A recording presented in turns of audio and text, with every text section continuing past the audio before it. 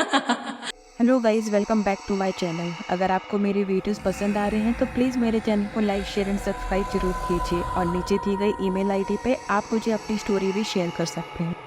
इस वीडियो के पार्ट 1, 2 और 3 की लिंक डिस्क्रिप्शन बॉक्स में दी गई है। आप वहां जाकर वो वीडियो भी देख सकते हैं।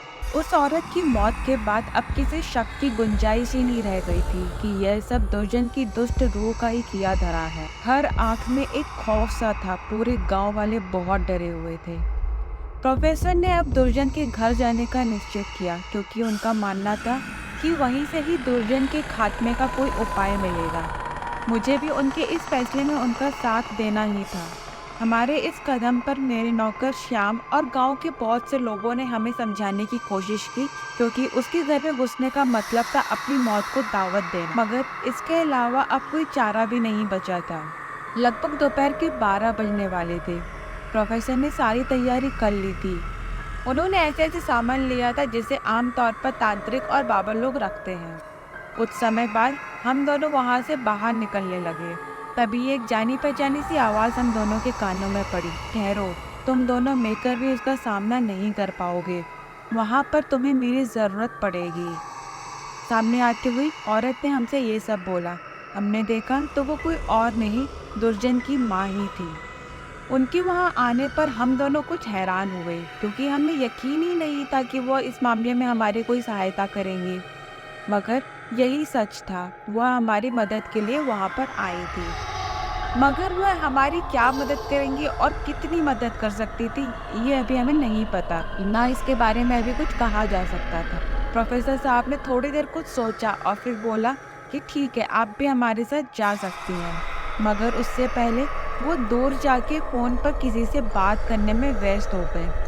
मगर उन्होंने किससे क्या बात की, यह अभी उस समय मुझे नहीं पता था।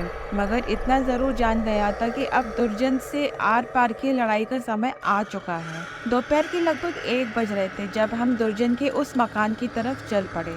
रास्ते में एक आदमी हमारे सामने आ गया जिसका नाम वीरम था।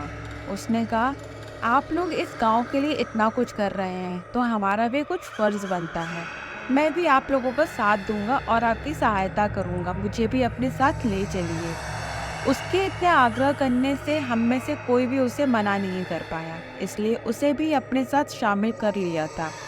अब हम लोग कुल 4 लोग थे।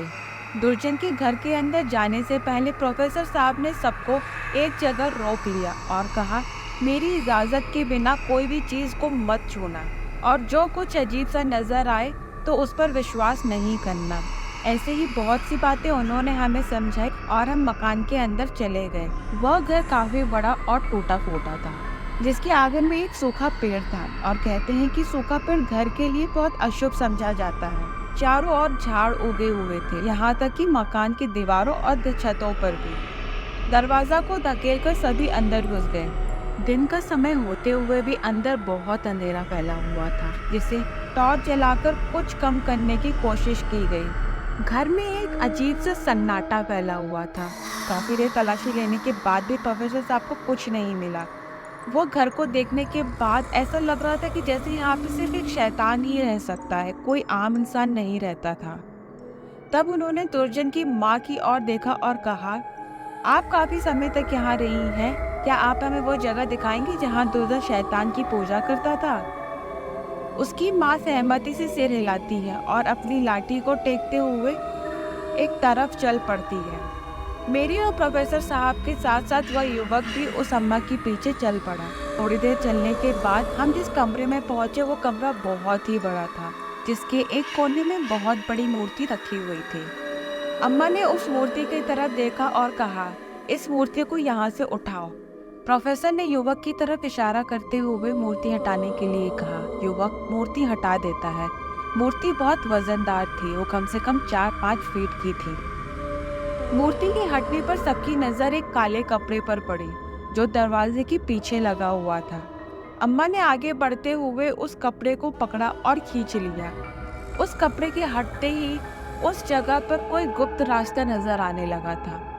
इस घर में ऐसा भी कोई रास्ता हो सकता है, ऐसा सोचा भी नहीं जा सकता था। अब हम सबको उस रास्ते के अंदर जाना था, जिसके पार क्या था कोई नहीं जानता था। शायद सिर्फ उसकी माँ के अलावा, या फिर इसके आगे मैं कुछ और सोच पाता। उससे पहले ही प्रोफेसर साहब ने मुझे कहा, इससे आगे का रास्ता आसान नहीं होगा। अगर तुम में से कोई अभी भी पीछे हटना चाहता है तो हट सकता है। इस पर हम सब ने कहा कि नहीं, हम आपके साथ हैं और आपके साथ ही चलेंगे। उसके बाद हम सभी एक एक करते हुए उसके अंदर जा घुसे। थोड़ा आगे चलकर सीढ़ियाँ बनी हुई थी।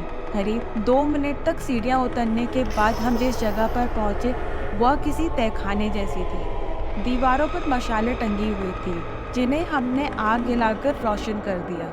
अब उस तहखाने में अच्छी खासी रोशनी हो चुकी थी और जो चीज़ें हमें दिखाई दी वो चीज़ें देखकर हम बहुत डर गए, क्योंकि हमने ये सोचा भी नहीं। एक कोने में कोई शैतान की मूर्ति रखी हुई थी जिसकी आंखों में खून सा उतरा महसूस हो रहा था। एक हाथ में बड़ा कटोरा था जिसे देखकर ऐसा लग रहा था जैसे यह शैतान काफी खून पी चुका था। प्रोफेसर साहब उस मूर्ति को ध्यान से देख रहे थे और उसके काफी करीब खड़े हुए थे। मेरी निगाहें मूर्ति के सामने रखे हुए डिब्बे पर जाती है जिसके सिर पर टीका लगा हुआ था। जाहिर था कि यह सभी तंत्र का सामान था जिसे शायद दुर्जन इस्तेमाल करता होगा कभी। ठीक उसी समय तहखाने में रखे शैतान की मूर्ति की आंखें और भी ज्यादा लाल हो उठी। यह देखकर प्रोफेसर साहब ने कहा, आखिर दुर्जन आ गया। प्रोफेसर ने अपने पास मौजूद बैग में से एक गेंद जैसी कोई चीज निकाली और जमीन पर पटक दी। ऐसा करते ही हर तरफ धुआं ही धुआं छा गया, यहाँ तक कि हम भी एक दूसरे को दिखाई नहीं दे रहे थे। इस बीच एक और नई चीज हुई। हमारे कानों में एक गुर्राहट सी पड़ी, जैसे कोई खूंखार जानवर वहाँ आ गया हो। सब बहुत डर गए और जब कुछ धुआं हटा तो हमारे सामने यह एक खौफनाक दृश्य था।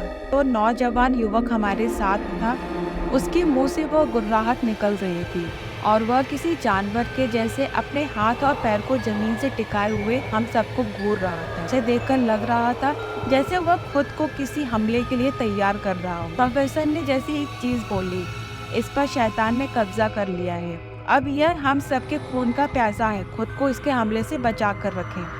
मगर हम सबके लिए यह सब इतना भी आसान नहीं होने वाला था और यह बात साबित हो गई जब दहाड़ते हुए वह शैतान ने मुझ पर छलांग लगा दी।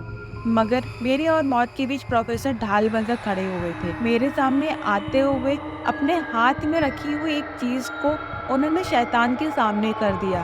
नतीजा यह हुआ कि वह शैतान मुझ पर हमला नहीं कर पाया और दूर जा गिरा। मुझे प्रोफेसर की इस कारनामे ने बहुत हैरान कर दिया था। उधर शैतान अपने हमले के लिए फिर से तैयार हो रहा था, मगर जैसे ही वो दोबारा हम पर झपटता, प्रोफेसर ने एक और छोटी सी बोतल जेब से निकाली और उसमें मौजूद पानी शैतान पर छिड़क दिया। इसका परिणाम यह रहा कि वह शैतान आग की लपटों में गिरा चीख रहा था और जल्दी ही बेहोश होकर जमीन पर गिर गया और वहीं पे जल के उसकी मौत हो गई। इसके बाद प्रोफेसर चीखते हुए बोले, किसी भी तरह हमें इस शैतान की मूर्ति को तोड़ना होगा, वरना दुर्जन को हराना बहुत मुश्किल होगा।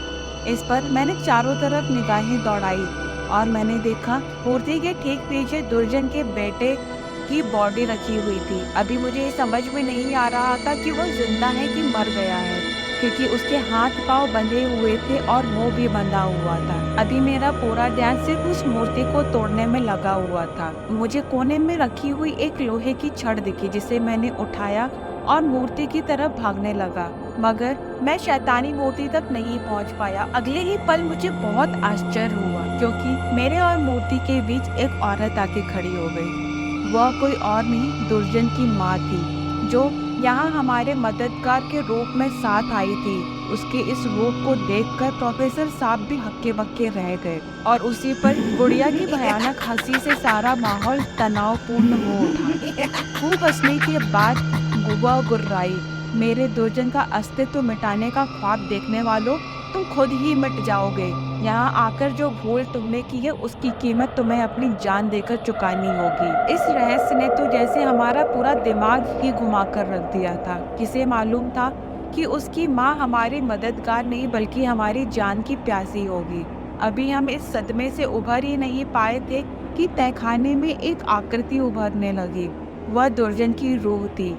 प्रोफेसर ने उस बुढ़िया से कहा, एक दुष्ट का साथ देकर गलत कर रही हैं आप, और आपने तो कहा था कि आपको दुर्जन से कुछ मतलब ही नहीं है, तो फिर यह सब क्या है?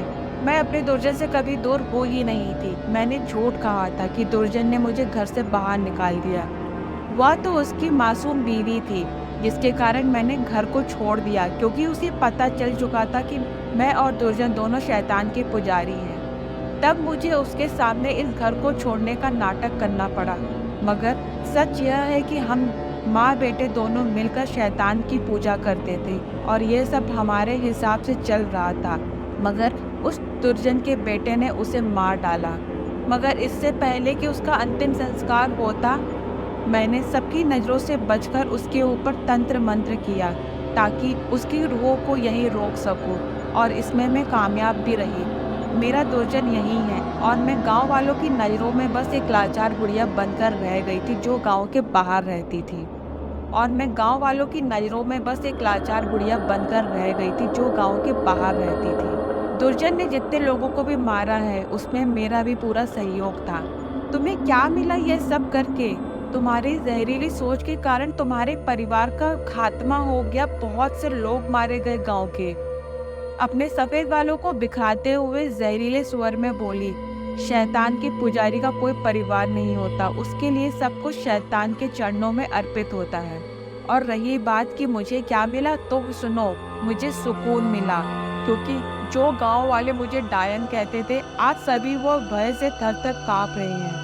मेरे दुश्मन मर रहे हैं, अब तुम लोग भी मरोगे, क्योंकि तुमने मुझसे टकराने की जरूरत की है। शैतान की ताकत को ललकारने वाले, मैंने उस पर ललकारते हुए कहा, तुम भी यह मत भूलो कि भगवान के सामने आकर बड़े बड़े शैतान भी घुटने टेक देते हैं। इस पे वो बुढ़िया बोलती है, तो लगाओ फिर अपना आखिरी दम और देखते हैं कि तुम्हारा भगवान तुम्हारा कितना साथ देता है।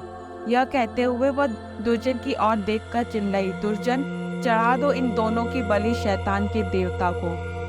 यह कहते ही गुर्राते हुए शैतान ने प्रोफेसर पे झपटा मारा।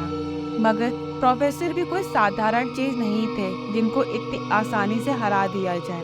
वह भी दुर्जन के सभी वारों का कड़ा जवाब दे रहे थे। तभी दुर्जन की माँ ने मुझ पर हमला किया, जिसको मैंने तेजी से पीछे धक्का देते हुए धकेल दिया, जिससे वह दीवार से टकरा गई और बेहोश होकर जमीन पर गिर गई। तब तक मुझे टाइम मिला और मैंने वो शैतान की मूर्ति को तोड़ना शुरू कर दिया। इतने में एक पंडित वहां पहुंचा। मुझे शक हुआ कि यह कोई दुर्जन का आदमी तो नहीं है जो उसका साथ देने आया है। इस पर प्रोफेसर ने चिल्लाते हुए कहा कि मैंने ये इस पंडित को यहाँ बुलाया है जो बहुत ज्ञानी है, यह हमारा साथ देगा। और उस पंडित ने आते ही साथ उसके माँ के हाथ पांव बांध दिए और एक पवित्र जल की शीशी निकाली और उस शीशी का पानी कुछ मंत्र पढ़ते हुए दुर्जन के ऊपर फेंक दिया, जिससे दुर्जन डर से चिल्लाने लगा। तब तक मैं वो मूर्ति तोड़ रहा था, मगर वो मूर्ति टूटने का नाम ही नहीं ले रही थी। इसी बीच दुर्जन ने पंडित पर हमला कर दिया। इतने में प्रोफेसर मेरे पास आए और मुझसे लोहे की रॉड ले ली और कुछ विशेष मंत्रों का उच्चारण करते हुए मूर्ति को इतनी जोर से लोहे की रॉड से मारा कि मूर्ति एक बार में टूट गई। जैसे ही मूर्ति टूटी, दुर्जन वहां से एकदम से गायब हो गया। तब तक दुर्जन की माँ को भी होश आ गया और उसकी माँ बहुत चिल्लाने लगी कि तुम लोगों के कारण मेरा बेटा बिहार से चला गया। और ऐसा बोलते हुए दुर्जन की माँ ने अपने सिर को दीवार पे बहुत तेजी से मारा, जिससे उसकी वहीं पे मौत हो गई। अंत में एक तेज प्रकाश सा चमक हुआ और दुर्जन और उसकी शैतानियों की ताकत का वजूद वहाँ से मिट गया। दुर्जन का खात्मा देखकर सभी के चेहरे खिल उठे थे। आखिर हमारी जीत जो हुई थी, बुराई की फिर से हार हुई थी और सत्य की लौ एक बार फिर से जगमगा रही थी। भगवान पे श्रद्धा और उन पे आस्था बनाए रखने के कारण ही हमारी जीत हुई थी।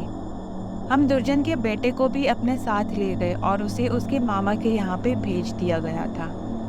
अगर आपको ये स्टोरी पसंद आई हो तो प्लीज़ मेरे चैनल को लाइक, शेयर एंड सब्सक्राइब जरूर कीजिए।